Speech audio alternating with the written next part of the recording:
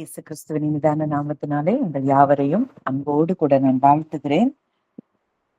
இந்த நாளிலும் கூட நம்ம கூட தேவன் இன்றைக்கு பிரத்யட்சமாய் விரும்புகிற ஒரு வார்த்தை, நம்மோடு கூட அவர் இடைப்பட விரும்புகிற ஒரு வார்த்தை.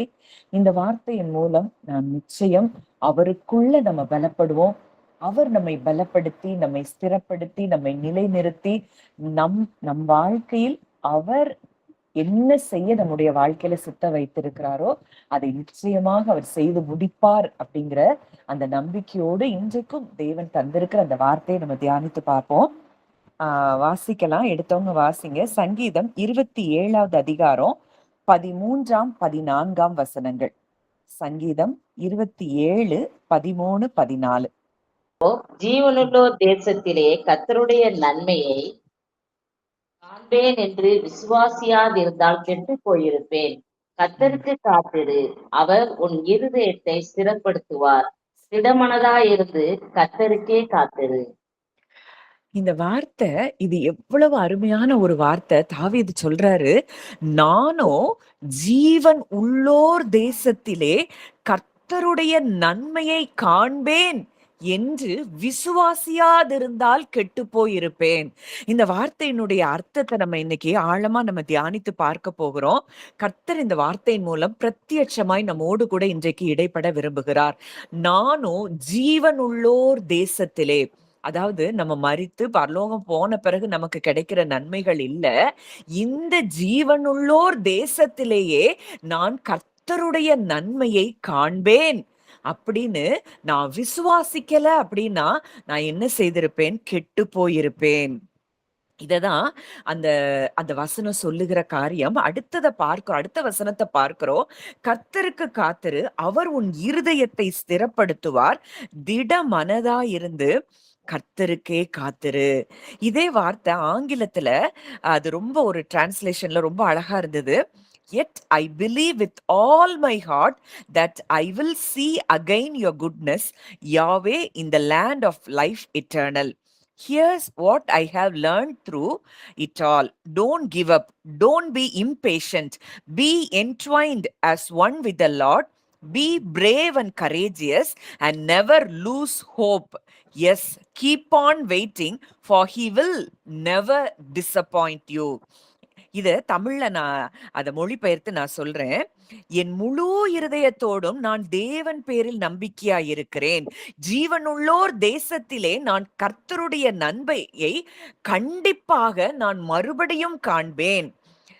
அப்போ இவை அனைத்தின் மூலம் அடுத்த வசனம், நான் கற்றுக்கொண்டது, சோர்ந்து போகாதே, பொறுமை இழக்காதே, கர்த்தருடன் ஒன்றாய் இணைந்திரு, தைரியமாகவும் துணிவுள்ளவனாகவும் இரு, நம்பிக்கையை ஒருபோதும் இழக்காதே, காத்திருப்பதை தொடங்கு, ஏனெனில் அவர் உன்னை கண்டிப்பாக ஒருபோதும் ஏமாற்ற மாட்டார். இந்த வார்த்தையினுடைய அர்த்தத்தை நீங்க ஆழமா நீங்க நல்லா புரிந்து கொள்ளணும். அந்த தாவீது சொல்றார், தாவீதினுடைய சூழ்நிலைகள் அங்க எதிராதான் இருக்கு. ஆனா தாவீது உன்னை விசுவாசிக்கிறாரு. நான் ஜீவனுள்ளோர் தேசத்திலே கர்த்தருடைய நன்மையை காண்பேன் அப்படின்னு விசுவாசிக்கலன்னா என் வாழ்க்கை முடிஞ்சு போயிருக்கும், என் வாழ்க்கை கெட்டு போயிருக்கும். ஆனா நான் என் எதிரான சூழ்நிலைகளுக்கு மத்தியிலும் நான் நிச்சயமாய் இந்த ஜீவனுள்ள இந்த தேசத்துல, ஜீவனுள்ளோர் வாழ்கிற இந்த பூமியில நான் நிச்சயமாய் கர்த்தருடைய நன்மையை நான் காண்பேன் அப்படின்னு விசுவாசித்தபடியினாலதான் நான் என்ன செய்திருக்கிறேன்? இன்றைக்கு நான் நன்றாக இருக்கிறேன். அப்படிங்கிறது தான் தாவீதினுடைய இந்த வார்த்தையின் அர்த்தமா இருக்கிறத நம்ம பார்க்கிறோம். இதுல அடுத்த வசனம், கர்த்தருக்கு காத்திரு, திடமனதா இருந்து கர்த்தருக்கே காத்திரு அப்படின்னு சொல்லி நம்ம பார்க்கிறோம். அந்த காத்திருக்குதல் அப்படிங்கிறதுக்கு அந்த வார்த்தைக்கு அர்த்தம் என்ன அப்படின்னா, அவரோடு கூட பின்னி பிணைந்து வாழ்கிற ஒரு வாழ்க்கை. அதாவது அவர் சிந்தனை தான் நம்ம சிந்தனையா இருக்கும். அவர் எப்படி ஒரு நேரம் கூட அவர் சோர்ந்து போகலையோ, அவர் எப்படி பிதாவின் மேல நம்பிக்கை வைத்திருந்தாரோ அதே நம்பிக்கை தான் நமக்கு இருக்கும். இதுதான் அவரோடு பின்னி பிணைந்து வாழ்கிற ஒரு வாழ்க்கை. அப்படி ஒரு வாழ்க்கை வாழ்கிறதற்கு பெயர்தான் காத்திருக்கிற ஒரு வாழ்க்கை. இன்னைக்கு நம்ம எப்படி இருக்கிறோம்? இந்த இந்த உலகம், இந்த உலகத்தின் சம்பவங்கள், இந்த உலகத்தின் சூழ்நிலைகள், இதை எல்லாத்தையும் பார்த்து நம்ம சோர்ந்து போய் என்ன நடக்குமோ அப்படின்னு சொல்லி நம்ம உட்கார்ந்து இருக்கிறோம். ஆண்டவர் சொல்றாரு, நானோ ஜீவனு அ தாவீது சொல்றாரு, ஜீவனுள்ளோர் தேசத்திலே கர்த்தருடைய நன்மையை காண்பேன் என்று விசுவாசியாதிருந்தால் கெட்டு போயிருப்பேன். ஒரு நிமிஷம்.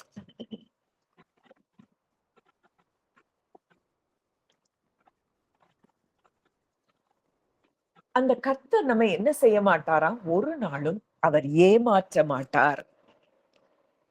அதனால நம்ம சோர்ந்து போகக்கூடாதாம், பொறுமை இழக்கக்கூடாதாம், தைரியமாகவும் துணி உள்ளவர்களாகவும் நம்ம இருக்கணும். ஏன்னா அவருடைய நன்மையை நான் நிச்சயம் காண்பேன். இந்த எண்ணம் நமக்கு அதாவது மனதின் ஆழத்துல நமக்கு எப்பொழுதும் இருக்கணும். சூழ்நிலை எதிரா இருக்கலாம், மனிதர்கள் எதிரா இருக்கலாம், மனிதர்களுடைய வார்த்தைகள் நமக்கு எதிரா இருக்கலாம். ஆனா நிச்சயமா இந்த பூமியில தேவன் என்னை வைத்திருக்கிறார் என்றால், இந்த பூமியில நான் நிச்சயம் அவருடைய நன்மையை நான் காண்பேன். சங்கீதம் 23ல அதே தாவீது தான் சொல்றாரு, என் ஜீவனுள்ள நாளெல்லாம் நன்மையும் கிருபையும் தான் என்னை தொடரும். அப்போ நம்ம எத நம்பிட்டு இருக்கிறோம்? எத பேசுறோம்? எத சிந்திக்கிறோம்? இன்னைக்கு இந்த சாத்தான்கிறவன் ஏதோ ஒரு உருவத்துல நம்மள வந்து பயங்காட்டலாம் இல்ல. அவன் சின்னதா ஒரு எண்ணம் குடுக்குறான்.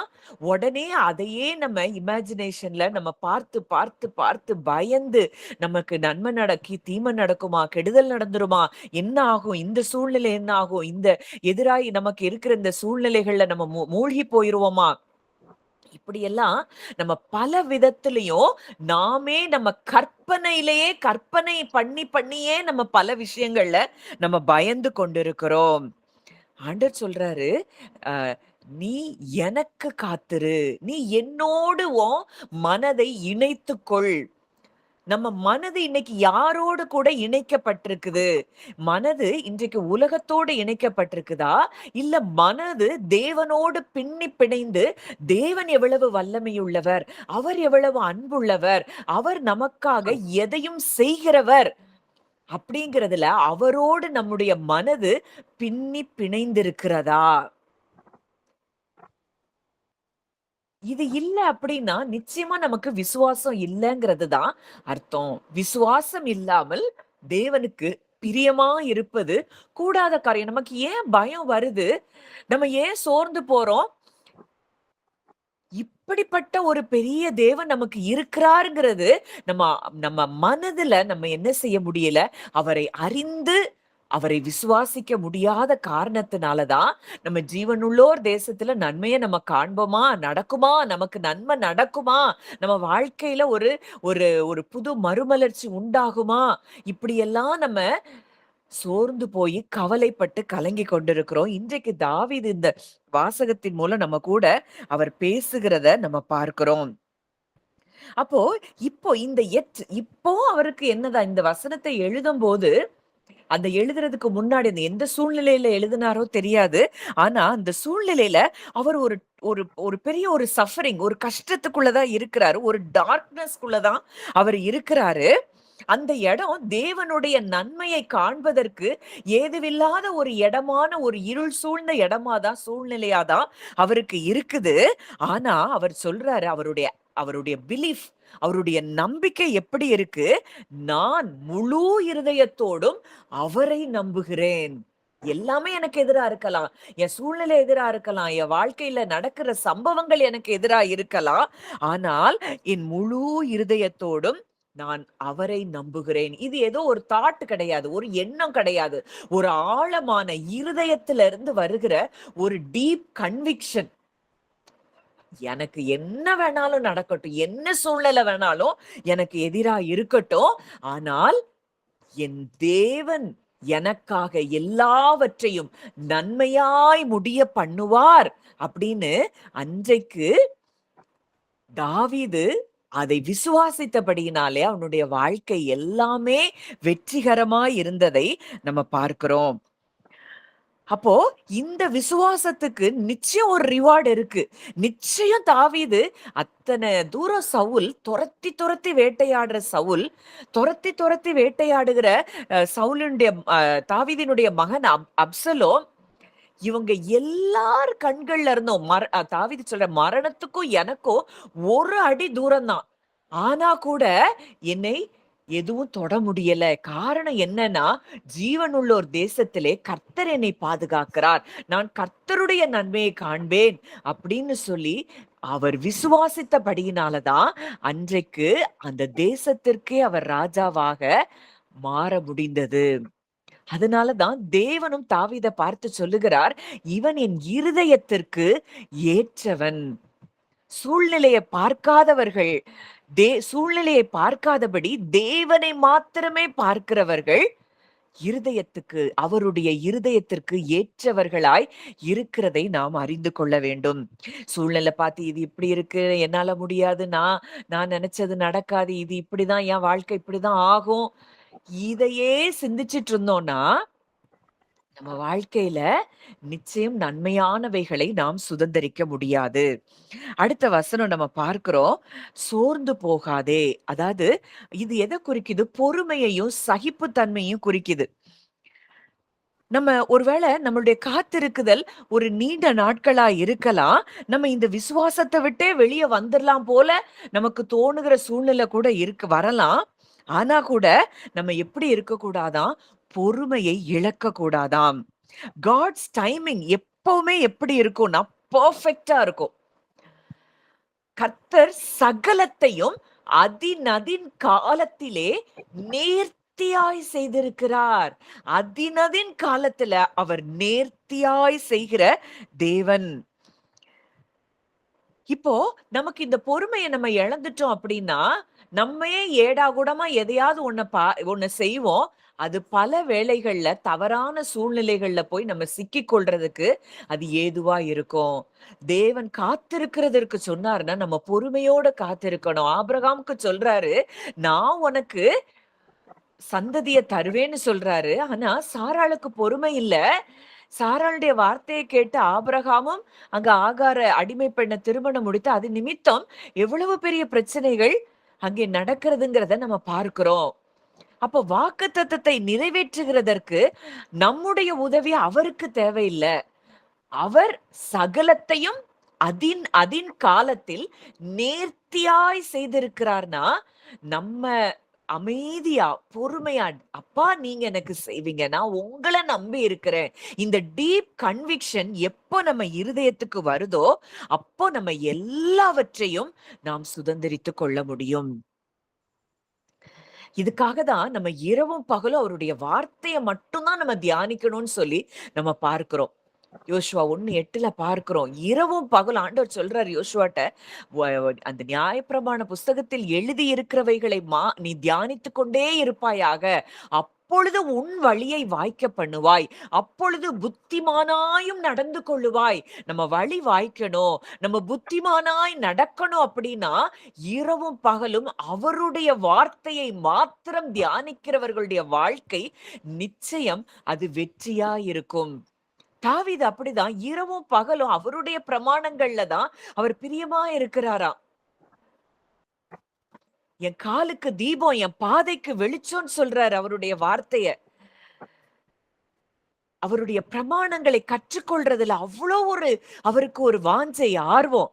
தன்னுடைய மேன்மை, தன்னுடைய ராஜ மேன்மை எல்லாத்தையும் துறந்து தேவனை அறிகிற அறிவுக்கு அவர் தன்னை ஒப்பு கொடுத்தபடியினாலே இன்றைக்கு வரைக்கும் நம்ம தாவீது குறித்து நம்ம தியானித்து கொண்டிருக்கிறோம். உடன்படிக்கையை குறித்து தாவீதுக்கு இருந்த அந்த வெளிச்சம் சவுலுக்கு இல்ல. எல்லாருமே விருத்த சேதனம் பண்ணியிருந்தாங்களா? விருத்த சேதனம் பண்ணியிருந்தாங்க. இஸ்ரவேல் மக்கள் அனைவரும் விருத்த சேதனம் பண்ணின மக்கள் தான். சவுலும் விருத்த சேதனம் பண்ணினவன் தான். ஆனா இந்த தாவீதுக்கு இருந்த அந்த வெளிப்பாடு, அந்த வெளிப்பாடு எப்படி தாவீதுக்கு கிடைச்சது அப்படின்னா, அவருடைய வார்த்தையை அவன் தியானித்துக் கொண்டே இருந்தான். அவருடைய வார்த்தைய இரவும் பகலும் அதையே மெடிடேட் பண்ணி, அது அவன் இருதயத்துல ஒரு டீப் கன்விக்ஷன்ல வந்தபடியினால அவன் சொல்றான், ஜீவனுள்ள தேவனுடைய சேனைகளை நிந்திக்கிறதற்கு இந்த விருத்த சேதனம் இல்லாத இந்த பெலிஸ்தன் எம்மாத்திரம். என் கூட ஆண்டவர் உடன்படிக்கை பண்ணியிருக்கிறாருன்னா, அவரும் நானும் இன்னைக்கு ஒன்னா இருக்கிறோம். அவர் என் கூட உடன்படிக்கை பண்ணியிருக்கிறாருன்னா, எனக்காக அவர் எல்லாவற்றையும் செய்வார். இந்த பெலிஸ்தனுக்கு என்ன சப்போர்ட் இருக்கு? எனக்கு இந்த உலகத்தை படைத்த தேவனே எனக்கு ஆதரவா இருக்கிறாரே. இந்த யுத்தம் கர்த்தருடையது அப்படின்னு சொல்லி அந்த டீப் கன்விக்ஷனுக்கு தாவீது வர்றாரு. இது ஏதோ எண்ணங்கள்ல வர்றது இல்ல, இது இருதயத்தின் ஆழத்துல தேவனை உணர்ந்து அறிகிற அறிவு. சவுலுக்கு அது இல்ல. தேவனை உணர்ந்து அறிகிற அறிவு இல்லாதபடியினாலதான் சவுலும் அந்த இஸ்ரவேல் ராணுவத்தாரும் 40 நாள் அவன் பயங்காட்டிட்டு இருக்கிறான். அத்தனை நாட்கள் அவங்க பயந்து கொண்டு இருக்கிறாங்க. ஐயோ, இந்த கோலியாத்தை யாரு ஜெயிக்க முடியும்? இந்த பெலிஸ்தர் நம்மள மேற்கொண்டுருவாங்களோ? அவங்களுக்கு ஒண்ணு தெரியல, அவங்க எவ்வளவு பெரிய உடன்படிக்கைக்கு கீழே தேவனுடைய ஜனங்களா இருக்கிறார்கள்ங்கிறத அவங்க அறிந்து கொள்ளல, இருதயத்தில் அறிந்து உணரல.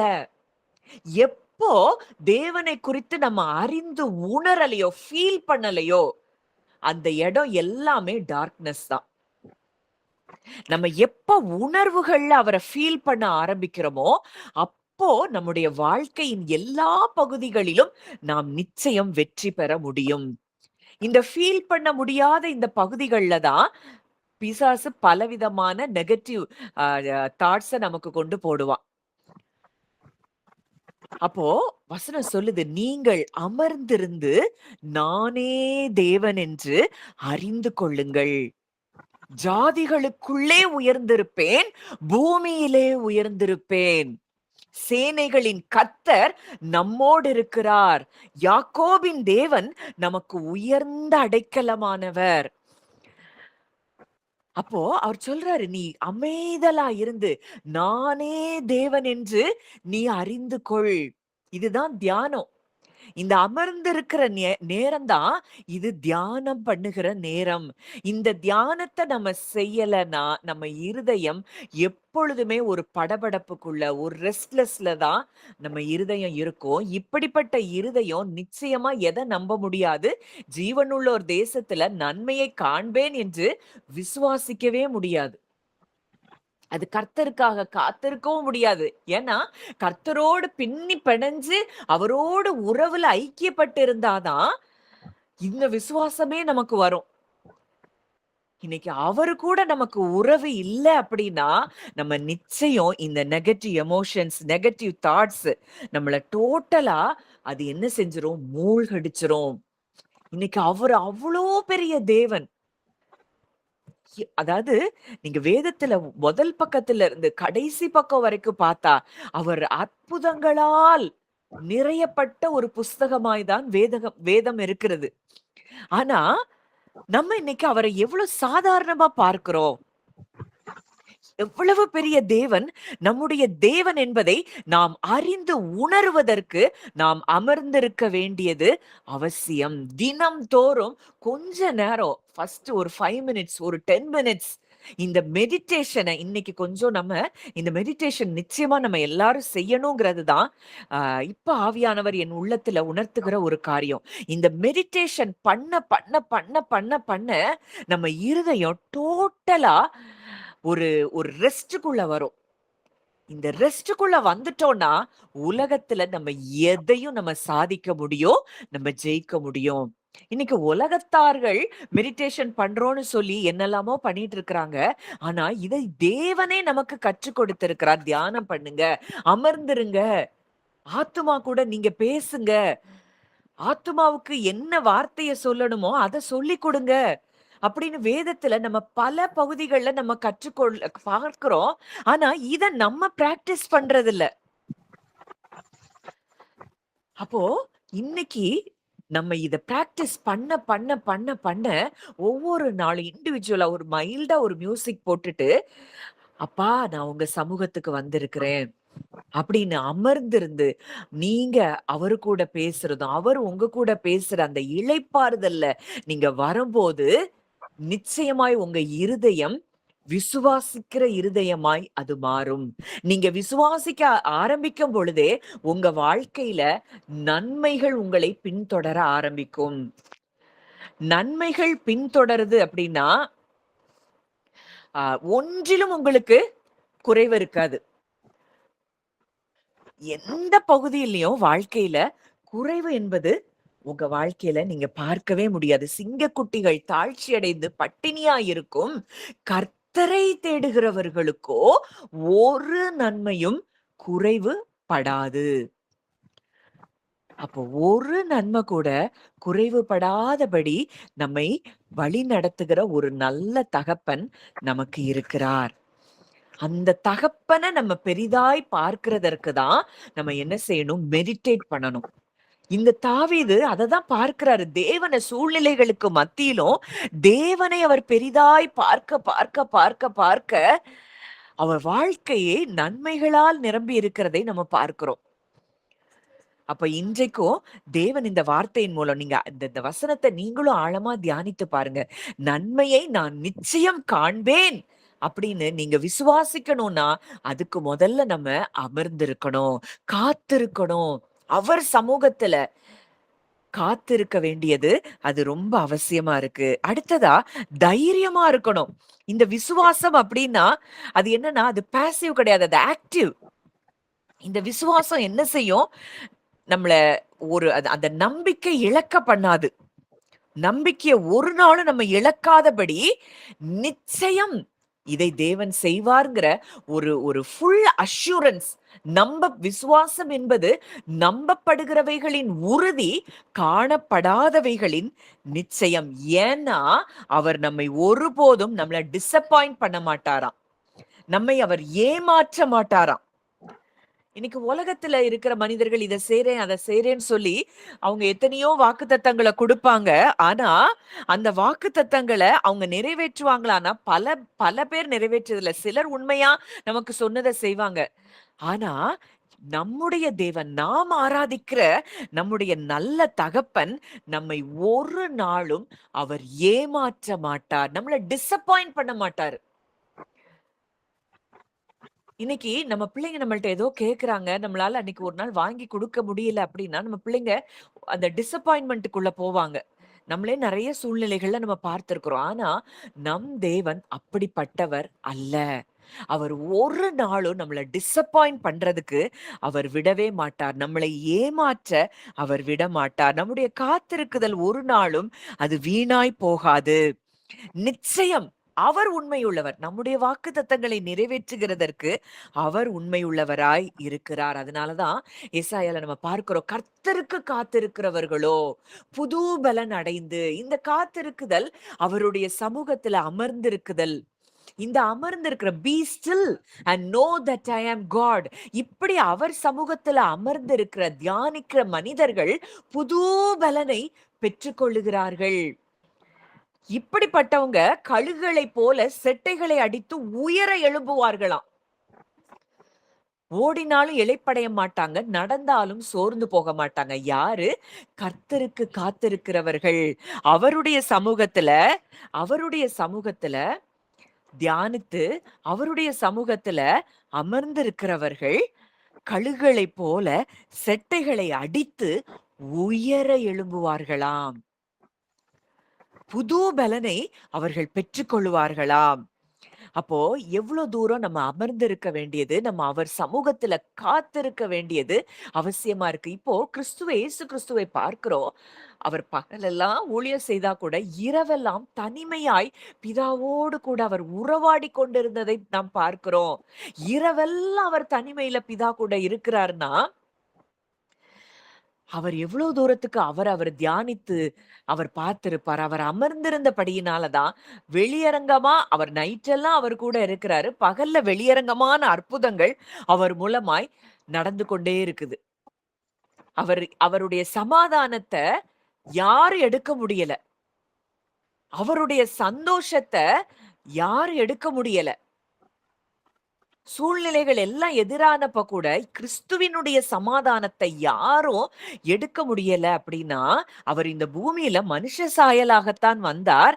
ஆனா கூட அவர் பிதாவோடு கூட தனியாக அமர்ந்திருக்கிற ஒரு வாழ்க்கையை அவர் அனுபவித்ததை நாம் பார்க்கிறோம். இன்னைக்கு இந்த இன்டிமெசிக்குள்ள நம்ம வரணும் அப்படின்னா, நிச்சயமா நம்ம இந்த ஒரு அமர்ந்திருக்கிற ஒரு இடத்துக்கு நம்ம வரணும். அட்லீஸ்ட் முதல்ல மினிமம் ஒரு 5 மினிட்ஸ் ஆவது நம்ம அவரோடு கூட அமர்ந்திருக்கிற அந்த அனுபவத்தை நம்ம பெறணும்.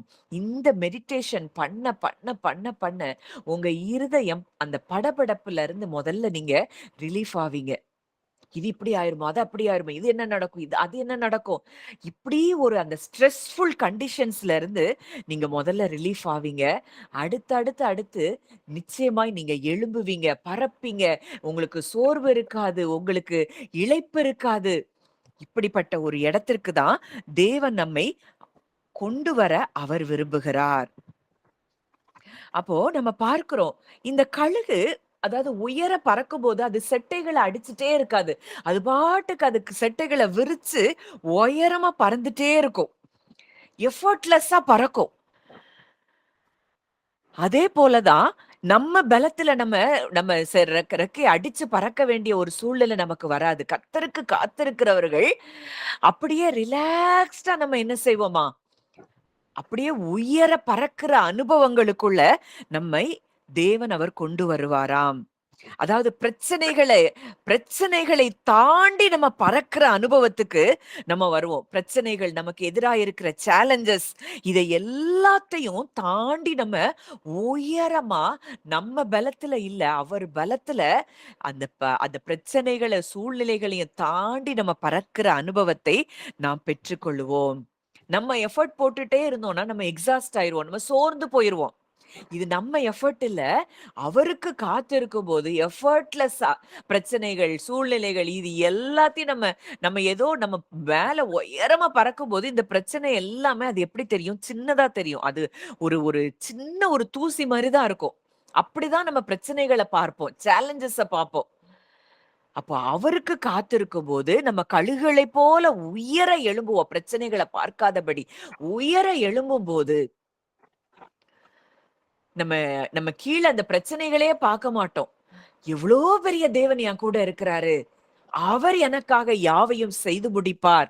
அப்படிங்கிற அந்த ஒரு நம்பிக்கையும், விசுவாசமும் நமக்கு வரும்போது, நம்ம ஒரு பெரிய விடுதலைக்குள்ள நம்ம கடந்து செல்லுகிறதை நாம் பார்க்க முடியும்.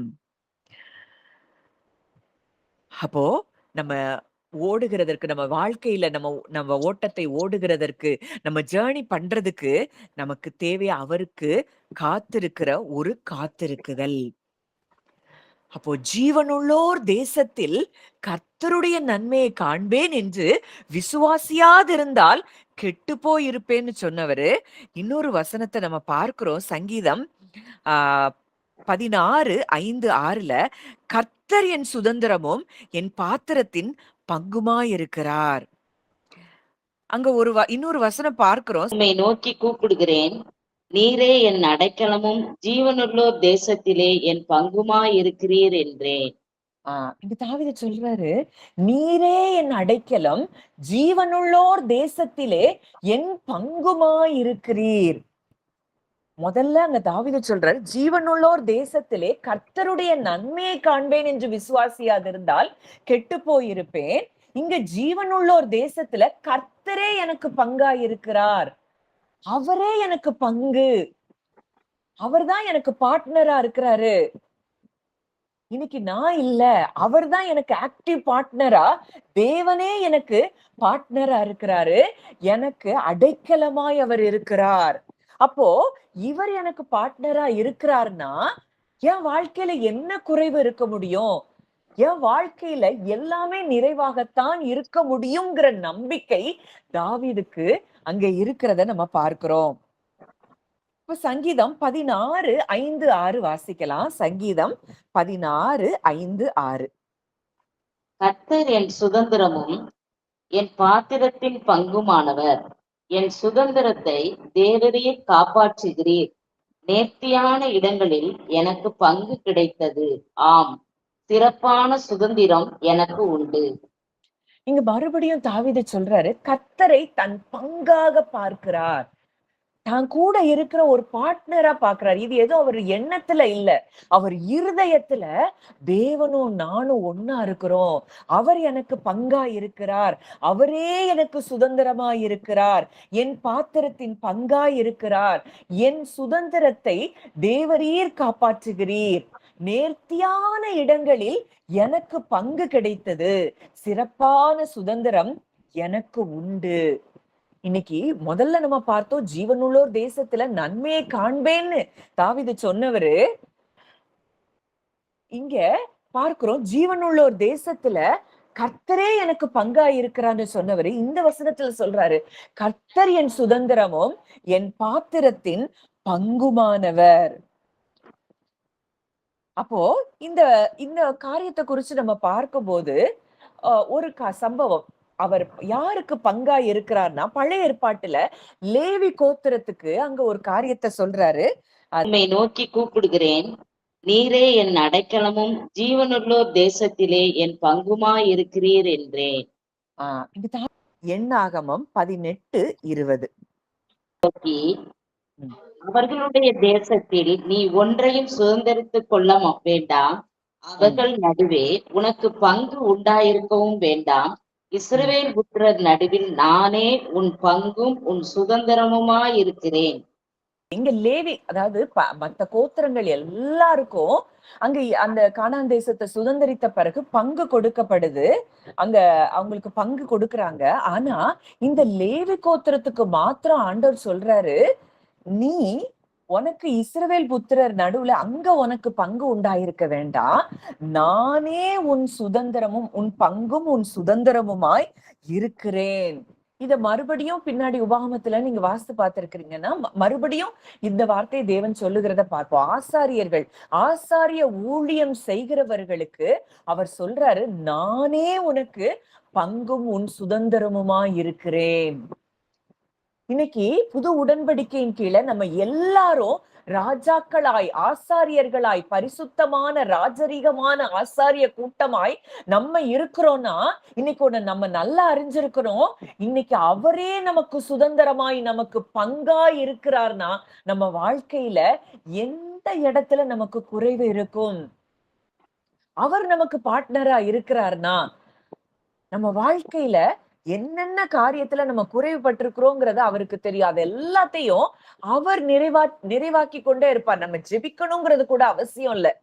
அவர் சொல்ற நம்ம வேதத்துல பார்க்கணும், நீங்க ஜெபிக்கிறதற்கு முன்னதாகவே இன்னது தேவை என்பதை அவர் அறிந்திருக்கிறார். ஏன்னா அவர் நமக்கு பங்கா இருக்கிறார், நமக்கு சுதந்திரமா இருக்கிறார். நான் என் பிள்ளைக்கு கொடுக்கணும். அதனாலதான் வசனம் சொல்லுது, முதலாவது தேவனுடைய ராஜ்யத்தையும் அவருடைய நீதியையும் தேடுங்கள், அப்பொழுது இவைகள் எல்லாம் உங்களுக்கு கூட கொடுக்கப்படும். பவுல் எழுதும்போது சொல்றாரு, நீங்கள் ஒன்றுக்கும் கவலைப்படாமல் எல்லாவற்றையும் குறித்த உங்கள் விண்ணப்பங்களை ஸ்தோத்திரத்தோடு கூடிய ஜெபத்தினாலும் வேண்டுதலினாலும் தேவனுக்கு தெரியப்படுத்துங்கள். அந்த தெரியப்படுத்துற நோக்கமே என்னன்னா, நம்ம இருதய இளைப்பாறுதலுக்கு வரணுங்கிறது தான். அவருக்கு நம்ம எதை எப்போ எப்படி கொடுக்கணும் எல்லாம் அவருக்கு தெரியும். ஆனா நம்ம மைண்ட் பீஸ்ஃபுல் ஸ்டேட்டுக்கு வரணுங்கிறதுக்காக தான் நம்ம என்ன செய்யறோம், நம்ம தேவைகளை தேவனிடத்துல நம்ம சொல்றோம். ஸ்தோத்திரத்தோடு கூடிய ஜெபத்தினால சொல்லும் போது நம்முடைய இருதயம் கிறிஸ்து இயேசுவுக்குள்ளாக நம்முடைய சிந்தனைகளை இருதயங்களையும் அது காத்து கொள்ளுகிற காரியமா இருக்கிறதை நம்ம பார்க்கிறோம். பிலிப்பியர் 4வது அதிகாரத்துல இந்த வசனங்களை நம்ம பார்க்கிறோம். அப்போ இன்றைக்கு அவர் நமக்கு பங்கா இருக்கிறார், அவர் நமக்கு சுதந்திரமா இருக்கிறார் அப்படின்னா, நிறைவான அந்த தேவன் நம்ம கூட இருக்கிறபடியினால குறைவானது எல்லாம் நிச்சயமாய் ஒளிந்து போகும். அப்போ நம்ம தேவைகளை நம்ம 1 பேதுரு 5ல பார்க்கிறோம், அவர் உங்களை விசாரிக்கிறவரானபடியால். ஏன் அவர் கேர் பண்றாரு? ஏன்னா நமக்கு பங்காய் அவர் இருக்கிறார், நமக்கு பார்ட்னரா அவர் இருக்கிறாரு. இத தாவீது இருதயத்துல நன்கு அந்த ஒரு டீப் கன்விக்ஷனுக்கு வந்துட்டாரு. அவர் அதை இமேஜின் பண்ணி, தேவன் எனக்கு பங்கா இருக்கிறாரு, தேவன் எனக்கு பங்கா இருக்கிறாரு, எனக்கு வாழ்க்கையில ஒரு குறைவு இருக்காது, என் வாழ்க்கையில நான் நிச்சயம் நன்மையை தான் பார்ப்பேன்னு சொல்லி அவர் இருதயத்துல ஒரு ஆழமான ஒரு கன்விக்ஷனுக்குள்ள தாவீது வந்தபடியினாலதான் அவருடைய வாழ்க்கை எல்லாம் ஜெயமா இருந்ததை நாம் பார்க்கிறோம். அப்போ அங்க தாவீது ஒரு ராஜாவா இருந்தா கூட அவன் தன்னைத்தானே ஒரு ஆசாரியனாய், அங்க லேவி கோத்திரத்துல உள்ளவங்கதான் ஆசாரியர்களா இருக்கிறாங்க இஸ்ரவேல்ல. ஆனா இவன் லேவி கோத்திரத்துல இல்லாத ஒரு யூதா கோத்திரத்துல பிறந்த ஒரு மகன் தான். ஆனா கூட அவன் தன்னை ஆசாரியர்களுக்கு சமமாக்கி கொள்ளுகிறான். ஒரு வேல்யூபிள் பொசிஷன், அவனுக்கு ஒரு பெரிய கிங்டம் இருக்கு, ஒரு ராஜ்யம் இருக்கு, அங்க அவனுக்கு திரளான செல்வம் இருக்கு, பவர் இருக்கு. ஆனா இது எல்லாத்தையும் விட அவன் எதை பெருசா பாக்குறான்? தான் தன் தேவனோடு கொண்டிருக்கிற அந்த ரிலேஷன்ஷிப், அந்த உறவை அவன் பெரிதாய் பார்க்கிறான். அப்பா, நீங்க எனக்கு பங்கா இருக்கிறீங்க, நீங்க எனக்கு சுதந்திரமா இருக்கீங்க, எனக்கு இவ்வளவு பெரிய ராஜாங்கத்தை அவர் கொடுத்திருக்கிறாரு, எனக்கு இவ்வளவு செல்வம் இருக்கு, நான் எவ்வளவு பெரிய வல்லமை உள்ளவன், இத கொஞ்சம் கூட பார்க்கல. நம்ம பார்க்கிறோம் அங்க உடன்படிக்கை பெட்டிய அங்க அந்த தேசத்துக்கு மறுபடியும் கொண்டு வரும்போது, யூதாக்கு மறுபடியும் கொண்டு வரும்போது, அவங்க முன்னாடி அந்த பெட்டிக்கு முன்னாடி ட்ரெஸ் எல்லாம் கழட்டி ஆடி பாடி துதிச்சுட்டு அங்க தாவீது வருகிறார். அங்க மீகாள் அவனை நிந்திக்கிறார். நீ இப்படி வஸ்திரத்தெல்லாம் கழட்டி போட்டு இஸ்ரவேலின் பெண்களுக்கு முன்பாக நீர் எப்படி மகிமைப்பட்டிருந்தீர் அப்படின்னு சொல்லும் போது அவன் தாவீது சொல்றான், இதுக்கு மேலையும் நான் அற்பனும் நீசனும் ஆவேன். நான் யாரு?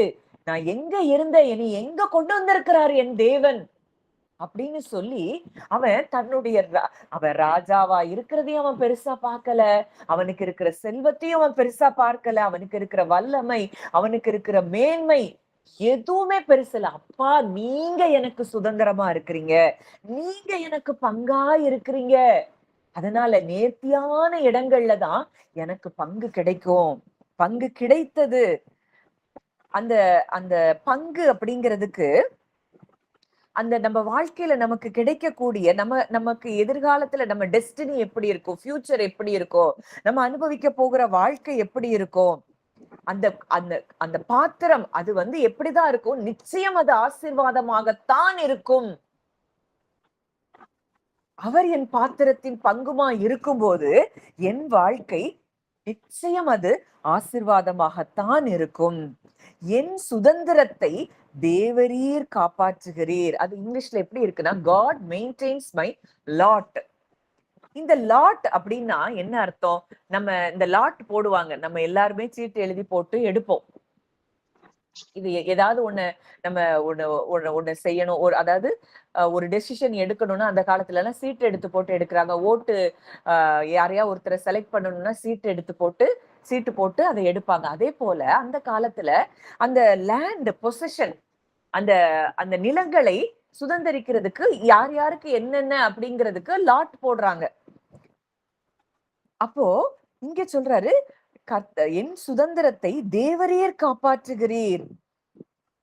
எனக்கு இப்படி ஒரு நல்ல சுதந்திரம், நேர்த்தியான இடங்களில் எனக்கு பங்கு. முதல்ல எனக்கு பங்கு கிடைக்குது. லாட் போடும் போது எனக்கு ஒரு நல்ல இடத்தை நீங்க தர்றீங்க. அந்த தந்தை அந்த பிளெஸ்ஸிங்கையும் நீங்க காப்பாற்றுறீங்க. அந்த எனக்கு கொடுக்கப்பட்ட அந்த சுதந்திரத்தை நீங்க ப்ரொடெக்ட் பண்றீங்க, நீங்க அதை தாங்கி பிடித்திருக்கிறீங்க. பார்க்கிறோம் யோபு குறித்து, அவனையும் அவனுக்கு உண்டான எல்லாவற்றையும் அவர் வேலி அடைத்து அவர் பாதுகாத்தாராம். அப்ப அவர் நமக்கு கொடுக்கிற எல்லாவற்றையும் அவர் பாதுகாக்கிற நல்ல தகப்பனா இருக்கிறார்ங்கிறத நம்ம ஃப்ரம் த டீப் ஹார்ட், இதெல்லாம் இன்னைக்கு நான் கேட்கிறப்போ உங்களுக்கு நல்லா இருக்கும்.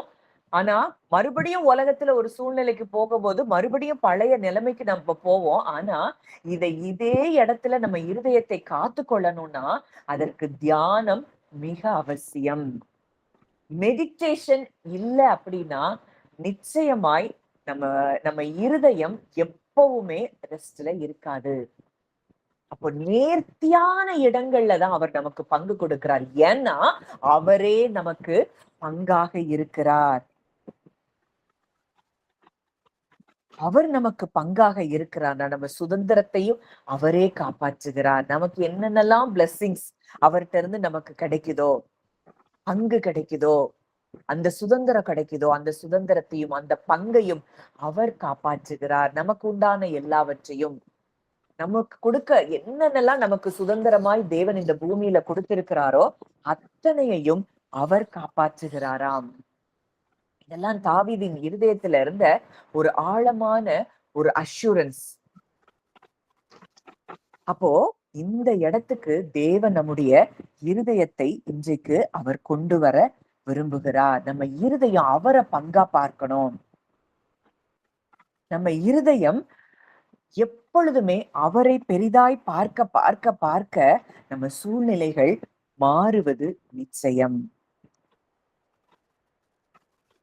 அப்போ முழு இருதயத்தோடும் இன்றைக்கு நாம் அவரை நம்பும் போது நம்ம வாழ்க்கையில ஒரு காரியத்திலையும் அங்க குறைவு இருக்காது. அடுத்ததா ஒரு சில வசனங்கள் பார்த்துட்டு நம்ம மெடிடேஷனுக்குள்ள போலாம். வாசிக்கலாம். சங்கீதம் 73வது அதிகாரம் 26வது வசனம். சங்கீதம் 73:26. என் இருதயமும் மாண்டு போகிறது, தேவன் என்றென்றைக்கும் என் இருதயத்தின் கண்மலையும் என் பங்குமாயிருக்கிறார். என் மாம்சமும் என் இருதயமும் மாண்டு போகிறது, தேவன் என்றென்றைக்கும் என் இருதயத்தின் கண்மலையும் என் பங்குமாயிருக்கிறார். அப்ப இது எதை சொல்லுது? நம்ம மாம்சம், நம்ம இருதயம், இது என்னன்னா ஃபுல் ஆஃப் ஃப்ளெஷ்லி தாட்ஸ். மனிதர்கள் சிந்திக்கிறது போல சிந்தித்து கொண்டிருந்தோம்னா மாம்ச சிந்தை மரணம். என் மாம்சமும் என் இருதயம் என்ன செய்யுது? மாண்டு போகுது. தேவன் என்றென்றைக்கும் என் இருதயத்தின் கண்மலையும் என் பங்குமாயிருக்கிறார். அப்போ my flesh and my heart may fail. என் ஃபிளஷ் ஃபெயில் பண்ண அதாவது நம்ம சூழ்நிலையை பார்த்த உடனே நம்ம என்ன செஞ்சிடறோம்? உடனே சோர்ந்து போகிறோம். உடனே மனுஷங்களை மாதிரி திங்க் பண்றோம். இந்த மனுஷங்களை மாதிரி நம்ம எப்ப திங்க் பண்றோமோ அப்பவே நம்ம அந்த மாம்ச சிந்தை நம்மளை எதுக்கு நேரா தான் கொண்டு போகுது? மரணத்துக்கு நேராய் கொண்டு போகிறது. மரணம்னா என்ன? அவரோடு இருக்கிற கனெக்ஷன்ல இருந்து நம்ம பிரிக்கப்பட்டதை போல ஒரு உணர்வு, பயம். பயம் வந்துட்டுனாலே அந்த கனெக்ஷன்ல இருந்து நம்ம பிரிக்கப்பட்டதை போல உணர்கிற சூழ்நிலை தான் பயம். இந்த பயம் ஏன் வருது? இவ்வளவு பெரிய தேவன் என் கூட இருக்கிறாரு, என்னை அவர் கைவிட்டுருவாரா அப்படின்னு நினைச்சோம்னா நமக்கு என்ன வராது? பயம் வராது. எப்போ சூழ்நிலையை பார்த்து நம்ம பயந்து கைவிடப்பட்டதை போல உணர்கிறோமோ அதுதான் மரணம். அந்த தேவனோடு கூட இணைக்கப்பட்ட அந்த இணைப்பிலிருந்து நம்ம துண்டிக்கப்படுறதா நம்ம எண்ணுகிறோம்ல, எண்ணுகிற அந்த செயல்தான் நமக்கு மரணமாய் இருக்கிறது. இந்த தாவீது சொல்றாரு, என் மாம்சமும் என் இருதயமும். ஒரு பக்கம் என் மாம்சம் அப்படி இருந்தா கூட இன்னொரு பக்கம் தேவன் என்றென்றைக்கும் என் இருதயத்தின் கண்மலையும் என் பங்குமாயிருக்கிறார். அப்ப அவரே என் இருதயத்தின் கண்மலையும் பங்குமாயிருக்கிறார். இந்த இருதயத்துல ஆழமா எத்தனை வசனம் நம்மளே இப்ப பார்த்துட்டோம். ஒவ்வொரு வசனத்திலயும் சொல்றாரு அவர் எனக்கு பங்கா இருக்கிறாரு. இங்க மிக முக்கியமா கவனிக்க வேண்டியது, அவர் பங்கா இருக்கிறாருன்னு இவ்வளவு நேரம் சொல்லிட்டு வந்தாரு. ஆனா இந்த இடத்துல ஒரு நல்ல நோட் பண்ண வேண்டியது என்ன அப்படின்னா, அவர் என் இருதயத்தின் கண்மலையும் பங்குமா இருக்கிறார். அவரை இருதயத்துல அவரை பெருசா பார்க்கிறாரு, கண்மலையாய் பார்க்கிறார், இருதயத்துல அவர் பங்காய் பார்க்கிறார். ஏதோ எண்ணங்கள்ல இல்ல, ஆழமாய் தேவன் தான் என் கண்மலை. நம்ம பார்க்கிறோம், விலையேற பெற்ற கல்லை நான் சியோன்ல வைக்கிறேன், அவரை நோக்கி பார்த்தவர்கள் வெட்கப்படுவதில்லை. அப்போ அந்த அந்த கண்மலை, அவர் எனக்கு அவ்வளவு பெரிய கண்மலையாய், என் இருதயத்தின் கண்மலையாய் அவர் இருக்கிறார். என் இருதயத்தின் பங்காய் அவர் இருக்கிறார். முழுவதுமாய் என் இருதயம் அவரை சார்ந்து இருக்கிறது. என்னோட மத்த எண்ணங்கள் என்ன வேணாலும் சொல்லிட்டு போட்டா, ஆனா நான் அதுக்கு இடம் கொடுக்க மாட்டேன். என் இருதயத்தின் கண்மலை, என் பங்காய் என் தேவன் இருக்கிறார். அங்க அடுத்த 28வது வசனத்துல பார்க்கிறோம், எனக்கோ தேவனை அண்டிக் கொண்டிருப்பதே நலம். நான் உமது கிரியைகளை எல்லாம் சொல்லி வரும்படி கர்த்தராகிய ஆண்டவர் மேல் என் நம்பிக்கையை வைத்திருக்கிறேன். 25வது வசனம் பார்க்கிறோம். பரலோகத்தில் உண்மையல்லாமல் எனக்கு யார் உண்டு? பூலோகத்தில் உண்மை தவிர எனக்கு வேறே விருப்பம் இல்லை. அப்பா, எனக்கு நீங்க தான் எனக்கு, உங்களை தவிர எனக்கு விருப்பம்னு ஒண்ணும் இல்ல. நீர்தான் என் இருதயத்தின் கண்மலை பங்கு. அப்போ இந்த இருதயத்தின் கண்மலையாய், இருதயத்தின் பங்காய் தேவனை பார்ப்பதற்காகத்தான் நம்ம என்ன செய்யணும்? தாவீதை போல அதிகமாய் நம்ம தியானிக்கணும். அப்பதான் அவரை இருதயத்தின் கண்மலையாய், இருதயத்தின் பங்காய் பார்க்க முடியும். அப்பதான் ஜீவனுள்ளோர் தேசத்திலே நிச்சயம் நாம் நன்மையை காண்போம் என்று சொல்லி நம்ம விசுவாசிக்க முடியும். ஜீவனுள்ளோர் தேசத்திலே கர்த்தரே என் பங்காய் இருக்கிறார், அவர் என் இருதயத்தின் கண்மலையாய் பங்காய் இருக்கிறார் அப்படிங்கிறத நம்ம அறிந்து உணர்ந்து கொண்டோம்னா, எந்த அத்தனை பயந்து நடுங்கின அத்தனை மக்களுக்கு மத்தியில தாவீதுக்கு அந்த டீப்பா அவரே இருதயத்தின் கண்மலையா இருக்கிறாரு, பங்கா இருக்கிறாரு. இவன் என்ன எம்மாத்திரம்? கொஞ்சம் கூட ஒரு துளி அளவு கூட சூழ்நிலையை பார்த்து அந்த இடத்துல தாவீதுக்கு பயம் வராததுக்கு காரணம், ஆழமாய் தேவனை அவர் அறிந்து வைத்திருந்தார். இந்த அறிகிற அறிவு நமக்கு எப்ப வருதோ, 2 பேர் 1:3 நம்ம பார்க்கிறோம், நம்முடைய கர்த்தராகிய இயேசு கிறிஸ்து தேவனையும் அறிகிற அறிவுல நமக்கு கிருபையும் சமாதானமும் பெருக கடவுதுன்னு இருக்கும். ஜீவனுக்கும் தேவ பக்திக்கும் உண்டான யாவற்றையும் அந்த தேவனை அறிகிற அறிவு தான் நமக்கு தருதான். இந்த தேவனை அறிகிற அறிவு அப்படின்னா நம்ம ஏதோ மூளை அறிவுல மைண்ட்ல, ஆமா ஏசப்பா நல்லவர், அவர் நமக்கு நன்மையதான் செய்வாரு அப்படின்னு மூளை அறிவுல அறிகிறது இல்ல. நம்ம ஆள் மனதுல, நம்ம இருதயத்துல, நம்ம சப்கான்சியஸ்ல அவரை அறிகிற அறிவு தான் நம்ம வாழ்க்கையில சமாதானத்தை பெருக பண்ணும், கிருபையை பெருக பண்ணும், ஜீவனுக்கும் தேவ பக்திக்கும் உண்டான யாவற்றையும் அவருடைய திவ்ய வல்லமையானது நமக்கு தந்தருளும். அப்போ இந்த இடத்துக்கு வர்றதுக்கு நமக்கு என்ன தேவை? மெடிடேஷன் மிக முக்கியம். இந்த மெடிடேஷன் இல்லை அப்படின்னா, இந்த தியானம் இல்லைன்னா, நம்மளும் ஏதோ ஒரு பிரசங்கத்தை கேட்டுட்டு, ஒரு மெசேஜை கேட்டுட்டு வாரம் சர்ச்சுக்கு போவோம், கேட்போம், எந்த மாற்றமும் நமக்கு இருக்காது. நம்ம இருதயம் எப்பவும் ரெஸ்ட்லெஸ்னஸ்ல தான் இருக்கும். நம்ம மனுஷங்களை போலதான் நம்ம சிந்திப்போம், மனுஷங்களை போலதான் பயப்படுவோம், மனுஷங்களை போலதான் கவலைப்படுவோம். நாம் தேவ ரகமானவர்கள்னு சொல்லி தேவன் நம்மை குறித்து அவர் சொல்லி இருக்கிறார். நீங்கள் தேவர்கள் என்று சொல்லி இருக்க. நம்ம மனுஷங்க கிடையாதா? அவருக்கு பிள்ளைன்னா நம்ம யாரு? அவரை போலதான் நம்ம இருப்போம். அவருடைய டிஎன்ஏ தான் நமக்குள்ள இருக்கு. நம்ம தேவனால் பிறந்தவர்கள்னு சொல்லி யோவான்ல பார்க்கிறோம். அப்போ அவருக்கு பிறந்துட்டோம்னு சொல்றோம், ஆனா இன்னும் நம்ம அவரை போல சிந்திக்கல, அவரை போல நம்ம வாழல, அவரை போல நம்ம சமாதானத்துல நம்ம இல்ல அப்படின்னா, இன்னும் நம்ம எதுல குறைவுள்ளவர்களா இருக்கிறோம்? அவரை குறித்து அறிகிற அறிவில் நாம் குறைவுள்ளவர்களா இருக்கிறோம். அவரை குறிச்சு அறிகிற அறிவு வந்துச்சுன்னா நம்ம எதை குறிச்சும் கலங்க மாட்டோம். என் அப்பா என் இருதயத்தின் கண்மலையா இருக்கிறார், என் அப்பா என் வாழ்க்கையின் பங்கா இருக்கிறாரு, அவர் என் சுதந்திரமா இருக்கிறார், என் பாத்திரத்தின் பங்கா இருக்கிறார். அந்த கண்மலையாகிய கிறிஸ்துவை நோக்கி பார்த்தவர்கள் ஒரு நாளும் வெட்கப்பட்டு போனதில்லை. அதனாலதான் வசனம் சொல்லுது, விசுவாசத்தை துவக்குகிறவரும் முடிக்கிறவருமாய் இருக்கிற இயேசு கிறிஸ்துவை நோக்கி நமக்கு நியமித்திருக்கிற ஓட்டத்தில் பொறுமையோட ஓடக்கடவோம். அந்த விசுவாசத்தை நமக்குள்ளே துவக்கினவர் அவர்தானா? அந்த விசுவாசத்தை நமக்கு ஜெயமாய் மாற்றி தருகிறவரும் அவர்தான். அப்ப அவரை நோக்கிதான் ஓடணுமே தவிர, இந்த சூழ்நிலையை பார்த்து, மனுஷங்களை பார்த்து, மனுஷ வார்த்தைகளை பார்த்து, நமக்கு நேரிடுகிற சம்பவங்களை பார்த்து அவர் சொல்றாரு, நீ தண்ணீர்களை கடக்கும் போது நான் உன் கூட இருப்பேன், நீ ஆறுகளை கடக்கும் போது அவைகள் உண்மை புரளுவதில்லை. அப்போ எந்த சூழ்நிலையிலையும் அவர் நம்ம கூட இருக்கிறார்னா, நிச்சயமா அந்த சாத்ராக் மேஷாக் ஆபேத்நேகோவை அங்க அக்கினிக்குள்ள போடுறாங்க, அந்த இடத்துலயும் அவர் கூட இருந்து அங்கே ஒரு பெரிய ஒரு விடுதலை, அங்க அவரே தேவன் என்பதை எல்லா ஜனங்களும் அறிந்து கொள்றாங்க. அப்போ அந்த அக்கினிக்கு நடுவுலையும் தேவ புத்திரனாய் அவர் உலாவி கொண்டிருந்ததை, அவர்கள் மத்தியில் அவர் உலாவி கொண்டிருந்ததை அந்த ஜனங்கள் எல்லாரும் பார்க்கிறாங்க. ராஜா பார்க்கிறார். அப்போ இன்னைக்கும் நீங்க என்ன சூழ்நிலையில போயிட்டு இருந்தாலும், உங்களுக்கு சுதந்திரமும், உங்களுக்கு பாத்திரத்தின் பங்குமாய் இருக்கிறவர் உங்க கூட இருக்கிறார்ங்கிறத நீங்க ஆழமாய் அறிந்து உணர வேண்டும். அமர்ந்திருந்து அறிந்து கொள்ள வேண்டும். அவர் சேனைகளின் கர்த்தர்.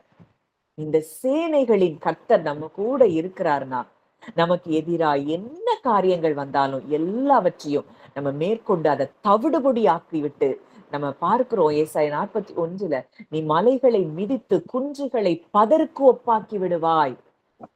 இதோ போரடிக்கிறதற்கு நான் உன்னை புதிதும் கூர்மையுமான பற்கள் உள்ள எந்திரமாக்குகிறேன். இந்த புதிதும் கூர்மையுமான பற்கள் உள்ள எந்திரமாக்குகிறதற்கு நம்ம இருதயத்தை விட்டு கொடுக்க வேண்டியது தியானத்துல.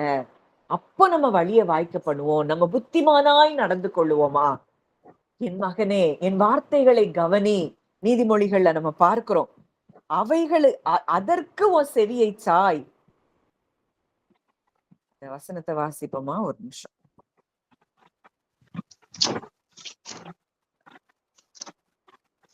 நீதிமொழிகள் 3, 5, 6, 5, 6. உன் சுய புத்தியின் மேல் சாயாமல் உன் முழு இருதயத்தோடும் கர்த்தரில் நம்பிக்கையாயிருந்து உன் வழிகளெல்லாம் அவரை நினைத்துக்கொள். அப்பொழுது அவர் உன் பாதைகளை செவைப்படுத்துவார். அப்போ உன் சுய புத்தியின் மேல் சாயாமல், மனுஷன மாதிரி நம்ம சுய புத்தியில சாயாமல் முழு இருதயத்தோடும் கர்த்தரில் நம்பிக்கையாயிருந்து நம்ம போற வழி எல்லாம், நம்ம என்ன வழியில போனாலும் சரி, அவரை நினைத்து கொள்ளும் போது நம்முடைய பாதைகள் என்ன செய்யுமா? செவ்வையாக்கப்படுமா? அதுல முதல் வசனம் பார்க்கிறோம், உன் இருதயம் என் கட்டளைகளை காக்க கடவது, அவைகள் உனக்கு நீடித்த நாட்களையும் தீர்க்காயுசையும் சமாதானத்தையும் பெருக பண்ணும். 3 காரியம் அதுல சொல்லுது. நீடித்த நாட்கள், தீர்க்காயுசு, சமாதானம். எப்ப ஒரு மனுஷன் அவருடைய வார்த்தைகளுக்கு தியானித்து அவருடைய வார்த்தைகளை மாத்திரம் பெரிதாய் பார்க்கிற ஒவ்வொருவருக்கும் என்ன உண்டாகுது? நீடித்த நாட்கள், தீர்க்காயுசு, சமாதானம். இப்படிப்பட்ட வார்த்தைகள் தான் நம்ம வேதத்துல இருக்குது. நம்ம பார்க்கிறோம். அதுல 4வது அதிகாரம் 10வது வசனத்துல, என் மகனே கேள், என் வார்த்தைகளை ஏற்றுக்கொள், அப்பொழுது உன் ஆயுசின் வருஷங்கள் விருத்தியாகும்.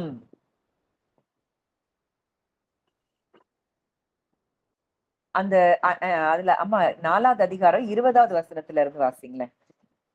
20. என் மகனே, என் வார்த்தைகளை கவனி, என் வசனங்களுக்கு உன் செவியை சாய், அவைகள் உன் கண்களை விட்டு பிரியாதிருப்பதாக, அவைகளை உன் இருதயத்துக்குள்ளே காத்துக்கொள். அவைகளை கண்டுபிடிக்கிறவர்களுக்கு அவைகள் ஜீவனும் அவர்கள் உடலுக்கெல்லாம் ஆரோக்கியமாம். எல்லா காவலோடும் உன் இருதயத்தை காத்துக்கொள், அதனிடத்தில் இருந்து ஜீவ ஊற்று புறப்படும். என் வார்த்தைகளை கவனி, என் வசனங்களுக்கு உன் செவியை சாய். இந்த உலகத்துல உள்ள காரியங்களுக்கு உன் செவியை சாய்க்காத, என் வார்த்தைகளுக்கு உன் செவியை சாய், அவைகள் உன் கண்களை விட்டு பிரியாதிருப்பதாக, அவைகளை உன் இருதயத்துக்குள்ளே காத்துக்கொள். எதை இருதயத்துக்குள்ள வைக்கணுமா? அவர் வார்த்தைகளை இருதயத்துக்குள்ளே காத்து கொள்ளணுமா? நம்ம இன்னைக்கு இருதயத்துல எதை வச்சிருக்கிறோம்? அவைகளை கண்டுபிடிக்கிறவர்களுக்கு அவைகள் அவர்கள் உடலுக்கெல்லாம், அவைகள் ஜீவனும் அவர்கள் உடலுக்கெல்லாம் ஆரோக்கியமாம். அவைகளை கண்டுபிடிக்கிறவர்களுக்கு, அவருடைய வார்த்தையை காத்து கொண்டு அவைகளை கண்டுபிடிக்கிறவர்களுக்கு அவங்க உடலுக்கெல்லாம் அது ஜீவன், உடலுக்கெல்லாம் அது ஆரோக்கியம். அவங்களுக்கு ஜீவன் உண்டாகுது, உடலுக்கு ஆரோக்கியம் கிடைக்கிறது. இன்னைக்கு இருதயத்துக்குள்ள அவருடைய வார்த்தைகளை நம்ம காத்து கொள்ளாததுனாலதான் நம்ம ஆரோக்கியத்துல குறைவுபடுகிறோம். அவர் வார்த்தை சொல்லுது, ஒருவேளை சிம்டம் இருக்கலாம், ஆனா அவர் வார்த்தை சொல்லுது, அவருடைய தழும்புகளால் குணமானீர்கள். என் நாமத்திற்கு பயந்திருக்கிற உங்கள் மேல் நீதியின் சூரியன் உதிக்கும், அதன் செட்டைகளின் கீழ் ஆரோக்கியம் இருக்கும். அப்போ இத நம்ம இருதயத்துல காத்து கொள்ளாம நம்ம என்ன செய்யறோம்? சூழ்நிலைய பாக்குறோம், சிம்டம பாக்குறோம், டாக்டர் சொல்ற ரிப்போர்ட்ட பாக்குறோம், இல்ல மற்ற மனிதர்கள் இந்த வியாதிய குறித்து என்னெல்லாம் சொல்றாங்க, இல்ல கூகுள் பண்ணி பாக்குறோம்.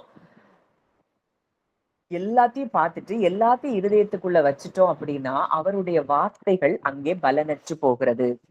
எவ்வளவுதான் மணிக்கணக்குல நிறைய பேர் சொல்லுவாங்க, ஒரு நிமிஷம், நாங்க ஒரு வருஷத்துல ஃபுல்லா முடிச்சிட்டோம், இத்தனை மாசத்துல நாங்க ஃபுல் பைபிள முடிச்சிட்டோம். வேஸ்ட். ஒரு பிரயோஜனம் இல்ல.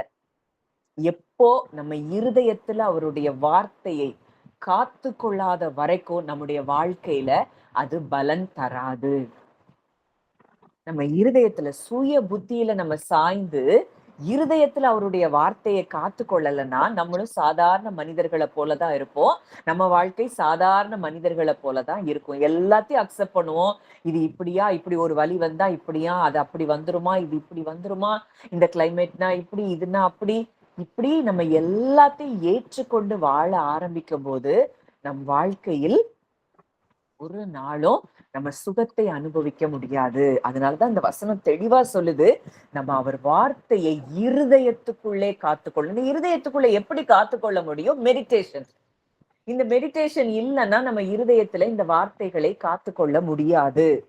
அவைகளை கண்டுபிடிக்கிறவர்களுக்கு அந்த அந்த இருதயத்தை காத்துக்கொள்ற அந்த வசனங்கள்ல இருந்து நமக்கு வெளிச்சம் கிடைச்சிட்டே இருக்கும், ரெவலேஷன்ஸ் கிடைக்கும்.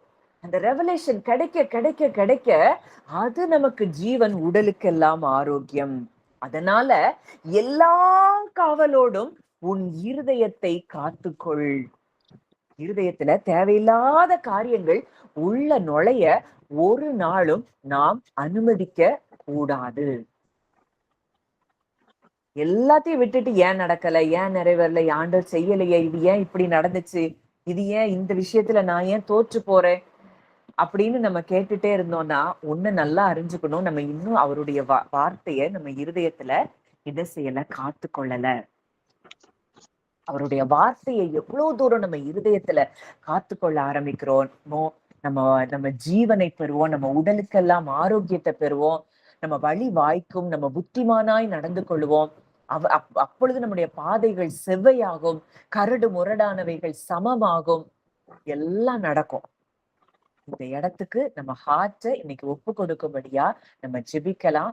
கொஞ்ச நேரம் ஒரு 5 to 10 minutes நம்ம அந்த மெடிடேஷன் ப்ரேயர் எல்லாரும் அமைதியா இருக்கிற இடங்கள்ல இந்த வேலை செஞ்சுட்டு இருந்தாலும் கேட்டுட்டு இருந்தாலும் ஒரு 10 minutes உங்களால முடியும்னா கொஞ்சம் ஸ்பேர் பண்ணுங்க.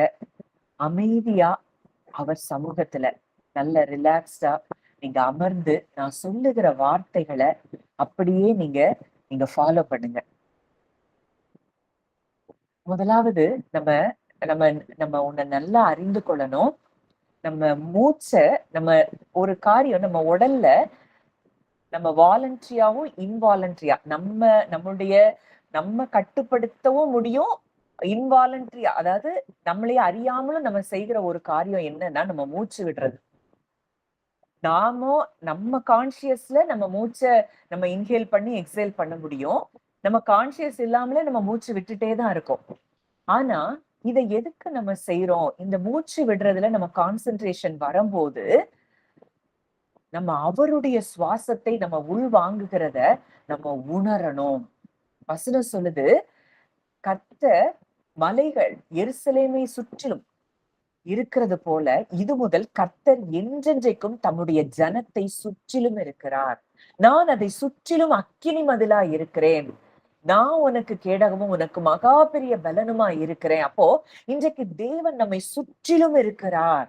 இன்னைக்கு அவருடைய சுவாசத்தை நான் உள்வாங்குறேன். அவருடைய சுவாசத்தை நம்ம உள்வாங்குறோம் அப்படின்னா ஒண்ணு நீங்க ஃபீல் பண்ணணும், அவருடைய அன்பு, அவருடைய வல்லமை, அவருடைய சுகம். இத நான் உள்வாங்கி எனக்குள்ள இருக்கிற தேவையில்லாத எமோஷன்ஸ் எல்லாத்தையும் நான் வெளியே விடுறேன். என் அப்பாட்ட நான் ரிலீஸ் பண்றேன். உலகத்தான் செய்கிறது வேற, நம்ம நம்ம பார்க்கிறோம் ரோமர் 8ல, ஆவியானவர் தாமே வாக்கு கடங்காத பெருமூச்சுகளோடு நமக்காக வேண்டுதல் செய்கிறார். இந்த மூச்சே ஒரு ஜெபமா இருக்குது. இது ஒரு பவர்ஃபுல் ஒரு பிரேயர். இது மெடிடேஷனுக்கு மிகவும் தேவனோடு கூட உறவாடுவதற்கு மிகவும் நமக்கு தேவையான ஒன்றா இருக்கு. ஏன்னா மூச்சு தான், சுவாசம் தான் நமக்கு ஜீவன். இத நம்ம கான்சென்ட்ரேட் பண்ணும்போது, இந்த மூச்சை நம்ம உள்வாங்கும் போது நம்ம மனது ஒருநிலைப்படுகிறது, தேவனோடு கூட உறவாடும்படியாய். இல்லைன்னா நம்ம தாட்ஸ் அது பாட்டுக்கு அது ஸ்கேட்டர் ஆயிட்டே இருக்கும், அது பாட்டுக்கு எங்கேயாவது போகும். ஆனா இப்போ நான் சொல்லும் போது நீங்க எல்லாரும் கான்சென்ட்ரேட் பண்ணி அந்த மூச்சை நீங்க உள்வாங்கி, தேவையில்லாத உங்களுக்குள்ள இருக்கிற பயம், கவலை, அதாவது என்ன இப்படி எப்படி ஆயிருமோ இப்படி ஆயிருமோ அப்படிங்கிற அந்த காரியங்கள் எல்லாத்தையும் நீங்க வெளியே ரிலீஸ் பண்ணுங்க. கர்த்தர் பெரிய காரியங்களை நிச்சயம் அவர் செய்வார். நான் சொல்றேன், நான் சொல்லும் போது நீங்க அதை செய்யுங்க. நல்லா இப்போ எல்லாரும் ரிலாக்ஸ்டு ஸ்டேட்ல, அப்பா நீங்க என்ன சுற்றிலும் இருக்கிறீங்க, நான் உங்களுடைய சுவாசத்தை நான் உள்வாங்குறேன் அப்படின்னு மூச்சை நல்லா ஆழமா நீங்க எடுங்க. அந்த இந்த காரியத்தை நான் சொல்லும் போது இத நினைச்சு, அப்பா நீங்க என்ன சுற்றிலும் இருக்கிறீங்க, நான் உங்க சுவாசத்தை உள்வாங்குறேன், எனக்குள்ள இருக்கிற தேவையில்லாத நெகட்டிவ் எமோஷன்ஸ், ஃபியர், டார்க்னஸ் எல்லாத்தையும் நான் உங்ககிட்ட நான் ரிலீஸ் பண்றேன். எனக்குள்ள இருக்கக்கூடிய பயம், கவலை, கோபம், கசப்பு இதெல்லாம் எனக்குரியது இல்லை. ஏன்னா நான் உங்களால பிறந்திருக்கிறேன்.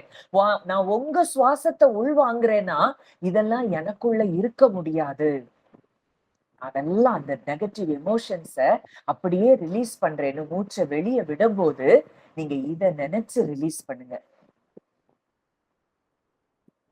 அமைதலா அது அப்படியே நீங்க, உங்க சுவாசத்தை நான் உள்வாங்குறேன், உங்க வெளிச்சம் எனக்குள்ள போகுது, இப்பவே எனக்குள்ள இருக்கிற எல்லா இருள்களும், எனக்குள்ள இருந்த பயம் எல்லாம் வெளியே போகுது,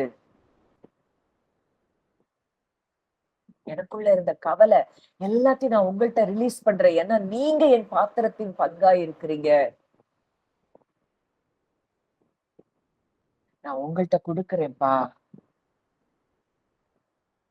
என்னாலே செய்யக்கூடாத அதிசயமான காரியம் ஒன்று உண்டோ என்று சொல்லி கேட்ட என் தகப்பனிடத்துல நான் எல்லா கவலையும் நான் ரிலீஸ் பண்றேன், நான் வைக்கிறேன்.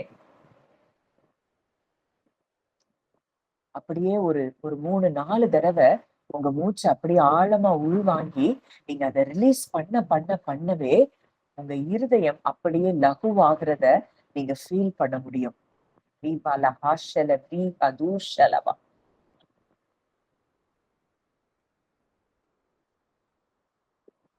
அப்படியே ரிலீஸ் பண்ணுங்க. அவர் நமக்கு பங்கா இருக்கிறார். இம்மானுவேல நான் அவர் என் கூட இருக்கிறாரு. நான் எதை குறிச்சு கவலைப்பட வேண்டியதில்லை. என் அப்பா எனக்காக யாவையும் செய்து முடிப்பார். நான் ரிலீஸ் பண்ணிட்டேன். அப்படியே அவருடைய லைட் உங்களை ஃபீல் பண்றத உங்களுடைய பாடியில நீங்க உணர முடியும். அந்த வெளிச்சம் உங்களுக்கு போக போக உங்களுக்குள்ள இருக்கிற அந்த டார்க்னஸ் எல்லாம் ஒரு புகைய போல அது எல்லாம் வெளியே போகுது. அது அப்படியே நீங்க ஆழமா நீங்க ஃபீல் பண்ணுங்க. கர்த்தர் இஸ்ரவேல் ஜனங்களுடைய பெருமூச்சின் சத்தத்தை அவர் கேட்டாராம். இன்னைக்கு நம்ம மூச்சுனால செய்கிற இந்த ஜெபத்தை அவர் நிச்சயம் அவர் கேட்கிறார். எல்லாத்தையும் ரிலீஸ் பண்ணிருங்க. டோட்டலா இன்னைக்கு ஒரு ஃப்ரீனஸ்குள்ள நம்ம கடந்து வரணும்.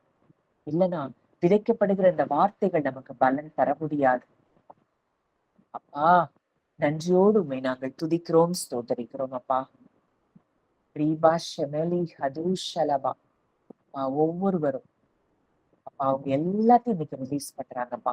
நீங்க உங்க அக்கினியினால நீங்க ஒவ்வொருவரையும் நிரப்புறீங்கப்பா.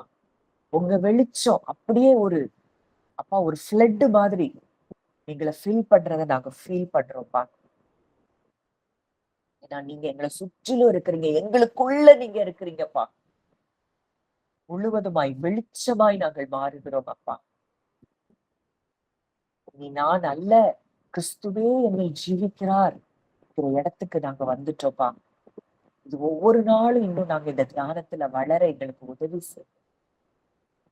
எங்க இருதயத்தை நாங்கள் காத்துக்கொள்ள எங்களுக்கு உதவி செய்யுங்கப்பா.